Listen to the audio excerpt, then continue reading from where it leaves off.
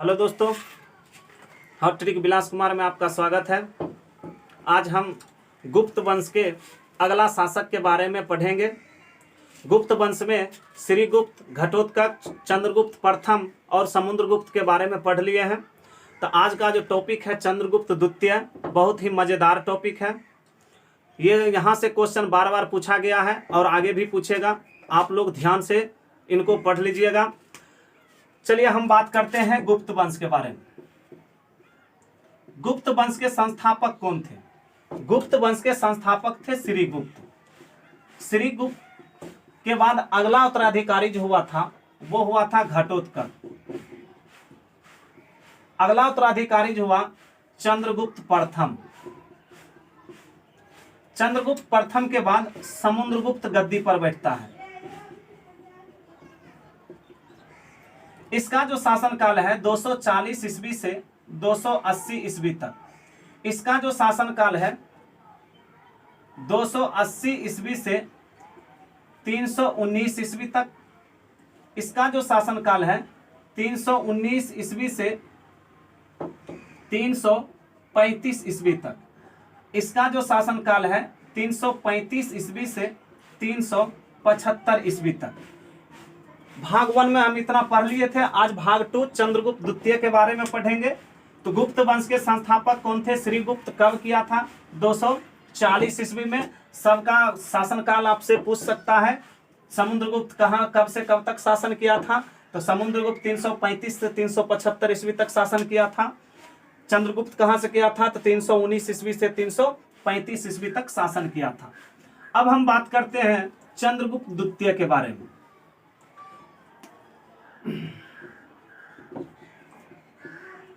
Chandragupta second.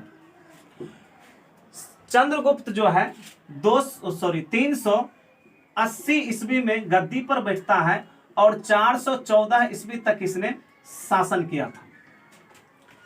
380 ईस्वी तक इसने गद्दी पर बैठा और 414 ईस्वी तक इसने शासन किया। शासन जो है समुद्रगुप्त का वो 335 ईस्वी से 375 ईस्वी तक है। तो बीच का 5 साल आखिर शासन कौन किया? तो बीच का जो 5 साल है यहां से हमको उल्लेख मिलता है। जैसे एक विशाख दत्त की रचना है। विशाख दत्त की रचना है देवी चंद्रगुप्तम। एक राजशेखर की रचना है काव्य मीमांसा। और एक बाणभट्ट की रचना है हर्षचरित। तो यहां से आपका क्वेश्चन भी बन सकता है, देवी चंद्रगुप्तम के लेखक कौन? विशाख दत्त। काव्य मीमांसा के लेखक कौन? राजशेखर। हर्षचरित्र के लेखक कौन? बाणभट्ट। तो यहां से हमको जानकारी मिलता है बीच का 5 साल जो शासक हुआ था वो था रामगुप्त। वो रामगुप्त हुआ करते थे शासक रामगुप्त थे। यानी समुद्रगुप्त का सबसे बड़ा पुत्र रामगुप्त शासन किया था बीच का 5 साल। अब हम बात करते हैं रामगुप्त के बारे में। आखिर ये रामगुप्त को 5 साल में ही क्यों गद्दी पर से हटाया गया? चंद्रगुप्त द्वितीय ऐसा कौन सा काम कर दिया जो कि चंद्रगुप्त द्वितीय को आना पड़ गया? तो आज हम बात करेंगे रामगुप्त। तो रामगुप्त के बारे में कहा जाता है कि यहां पर गुजरात में शक शासन करते थे। गुजरात में एक राजा हुआ करते थे शक का, जिनका नाम था रुद्र सिंह तृतीय। रुद्र सिंह तृतीय यहां पे शासन करता था। रामगुप्त की एक पत्नी थी जिनका नाम था ध्रुवा देवी। ये समकालीन समय में बहुत ही सुंदर थी। अब रुद्र सिंह तृतीय का मन आ गया ध्रुव देवी पर। इसने क्या किया? रामगुप्त का साम्राज्य को छीन लिया। रामगुप्त का साम्राज्य छीन लिया। साम्राज्य छीनने के बाद रुद्र सिंह तृतीय ने संदेश भेजवाता है रामगुप्त के पास कि या तो साम्राज्य रखिएगा तो ध्रुवा देवी मेरे पास, या ध्रुवा देवी रखेगा तो साम्राज्य मेरे पास, यानी साम्राज्य बराबर ध्रुवा देवी। साम्राज्य लेगा तो ध्रुव देवी को मेरे पास छोड़ना होगा, और ध्रुव देवी को लेगा तो साम्राज्य तुम अपने पास रखेगा। तो रामगुप्त बोलता है रुद्र सिंह तृतीय से, ठीक है भाई 2 दिन को सोचने का मौका दो हमको। बोला ठीक है सोच लो। अब ये बात पता चल जाता है देवराज को, जो समुद्रगुप्त का दूसरा बेटा था, देवराज को। इसे देवश्री भी कहा जाता है। पहला सबसे बड़ा पुत्र जो है रामगुप्त, दूसरा बेटा देवराज। अब देवराज को जब ये बात पता चलता है तो ये सोचने लगता है कि मेरे पिताजी इतना बड़ा साम्राज्य खड़ा करके गया, ये एक क्षण में डुबा रहा है हमारे इज्जत प्रतिष्ठा को। तो इसने क्या किया, रातों रात षड्यंत्र रचा। षड्यंत्र रचने के बाद रामगुप्त का हत्या कर देता है। हत्या करने के बाद देवराज ध्रुवा देवी से विवाह करता है।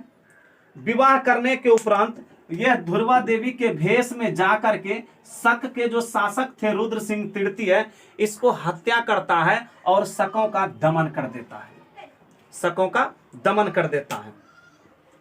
दमन करने के बाद तब जाके यही देवराज ने अपना राज्याभिषेक करवाया चंद्रगुप्त द्वितीय के नाम से, और उपाधि लिया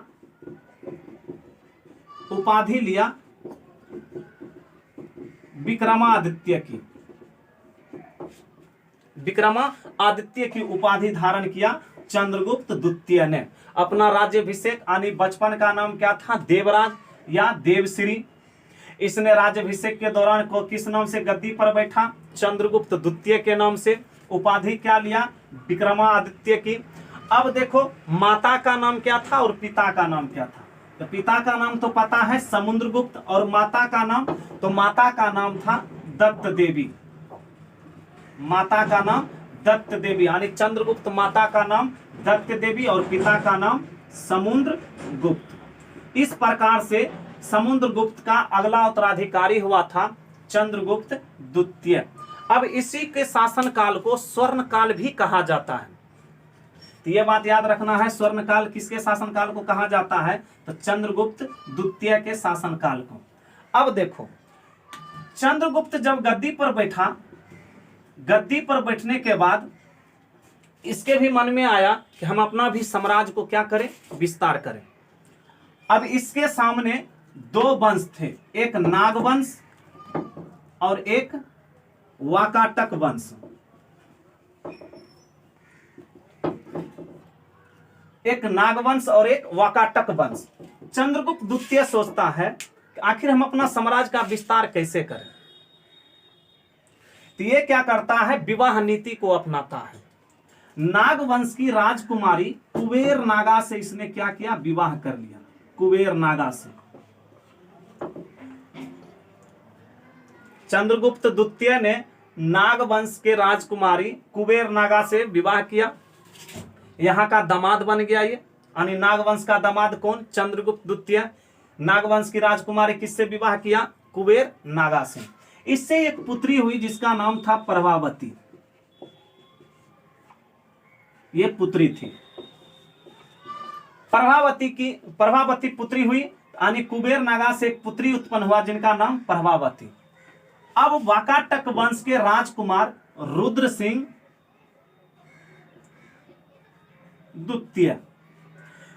सिंह द्वितीय का शादी करवा देता है किससे, प्रभावती से। अब यहाँ का दामाद बन गया और यहाँ दामाद बना लिया, यानी नागवंश का दामाद बन गया और वाकाटक वंश को दामाद बना लिया।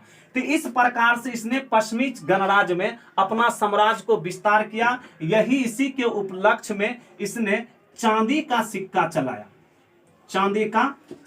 चलाया। और गुप्त काल में पहला यह शासक था जिसने चांदी का सिक्का चलाया था। अब बात करते हैं चंद्रगुप्त द्वितीय का, जो विश्व में पहली बार 9 रत्न मंडली रहते थे, वो थे चंद्रगुप्त द्वितीय के शासन काल में। इसी के प्रेरणा को देखकर अकबर ने भी 9 रत्न मंडली को अपनाया था। तो हम बात करते हैं 9 रत्न मंडली। नौ रत्न मंडली में जो 9 विद्वान रहते थे, जिनमें कालिदास थे, छपनक थे, अमर सिंह थे। तो इसका क्रम हम पूरे के पूरे देख लेते हैं कौन कौन था। इसी के शासन काल में 9 रत्न रहते थे। जो VVI पूछेगा आपसे कि कालिदास किसके शासन काल में थे, तो कालिदास चंद्रगुप्त द्वितीय के शासन काल में थे। ये 9 मंत्री थे। 9 मंत्री में कालिदास, धन्वंतरी, अमर सिंह, घटकापर, बैताल भट्ट, वराहमिहिर, शंकु, वररुचि, छपनक, ये 9 रत्न मंडली चंद्रगुप्त द्वितीय के शासन काल में थे। अब इसी के शासन काल को स्वर्ण युग भी कहा जाता है, स्वर्ण युग भी कहा जाता है। अब बात करते हैं इसके सिक्के के। तो सिक्का जो इसके शासन काल में प्रचलन था, वो सिक्का जो स्वर्ण सिक्का हुआ करते थे, स्वर्ण सिक्का को दिनार कहा जाता था। चंद्रगुप्त द्वितीय के शासन काल में स्वर्ण सिक्का को क्या कहा जाता था, तो स्वर्ण सिक्का को दिनार कहा जाता था, जबकि रजत को रुपयक कहा जाता था। जबकि रजत को रुपयक कहा जाता था। स्वर्ण सिक्का जो है 144 ग्रेन का होता था, जबकि रजत की अगर बात करें कि 32.36 ग्रेन का होता था, 32.36 ग्रेन का होता था। क्वेश्चन यहां से पूछेगा स्वर्ण युग किसके शासनकाल को कहा जाता है, तो चंद्रगुप्त द्वितीय के शासनकाल को। प्राचीन में 9 रत्न किसके शासनकाल में रहते थे, चंद्रगुप्त द्वितीय के शासनकाल में। स्वर्ण रुपया को क्या, स्वर्ण सिक्के को क्या कहा जाता था चंद्रगुप्त द्वितीय के शासनकाल में, दिनार कहा जाता था। रजत को क्या कहा जाता था, रुपयक कहा जाता था। अब बात करते हैं इसी के समय में एक चीनी यात्री आया था जिनका नाम था फहियान। चंद्रगुप्त द्वितीय के ही शासनकाल में एक चीनी यात्री आया था, चीनी यात्री जिनका नाम था फहियान। फा का अर्थ होता है धर्म। चीनी शब्द में, चीनी भाषा में फा का अर्थ होता है धर्म, हियान का अर्थ होता है आचार्य। हियान का अर्थ, इसी समय में चीनी यात्री आया था फहियान। फहियान का फा का अर्थ होता है, यानी फा का अर्थ होता है धर्म, हियान का अर्थ होता है आचार्य। तो फहियान 399 ईस्वी में इसके शासन काल में भारत आया था और 414 ईस्वी तक इसने यहां पर रहा था। तो ये भी आपसे क्वेश्चन पूछेगा चीनी यात्री फहियान किसके शासन काल में आया था, तो वो आया था चंद्रगुप्त द्वितीय के शासन काल। अब देखो फहियान ने एक पुस्तक लिखा जिनका नाम था फो क्यों की, फो क्यों की पुस्तक लिखा, और एक पुस्तक और लिखा जिसका नाम था सिलोन। अब देखो ये भारत की संस्कृति के बारे में लिखा, लेकिन राजा के बारे में कहीं पर भी उल्लेख नहीं मिलता है। फहियान जो है अपने पुस्तक फो क्यों की में और सिलोन में भारत की संस्कृति के बारे में बहुत अच्छा से निरूपण किया है, लेकिन किसी शासक का वर्णन नहीं किया है। अब देखो कि फहियान जो है मध्य देश के बारे में लिखा है। मध्य देश के बारे में क्या लिखा, इसने निम्नलिखित वर्णन किया है कि यहाँ पे ब्राह्मणों का बोलबाला था, यहाँ के व्यक्ति जानवरों का व्यापार नहीं करते थे, यहाँ का जो शासक होते थे वो किसी को मृत्यु दंड नहीं देते थे, राजद्रोह में आर्थिक दंड दिया जाता था, बार बार राजद्रोह करने पर एक हाथ को काट लिया जाता था, यहाँ पे मांस मछली को नहीं खाया जाता था, जानवरों को नहीं मारा जाता था, लहसुन प्याज भी नहीं खाया जाता था। इसने अपने पुस्तक में वर्णन किया है। कौन, फहियान ने। अब एक बात और आता है कि चंद्रगुप्त द्वितीय ने मेहरौली में एक लौह स्तंभ लगवाया था जो दिल्ली में स्थित है। तो ये भी याद रखना है, मेहरौली का लौह स्तंभ किसने लगवाया था, तो वो लगवाया था चंद्रगुप्त द्वितीय ने। बात यहां तक हो गई। तो आज का क्लास हम यहीं तक रखेंगे। अगला टॉपिक जो है वो दिल्ली सल्तनत से चालू होगा। अगर क्लास खुल जाती है तब आप लोग का हिंदू धर्म जो है, ऋग्वेद काल, उत्तर वैदिक काल, ये सब अलग से हम आप लोग को वीडियो देंगे। Thank you.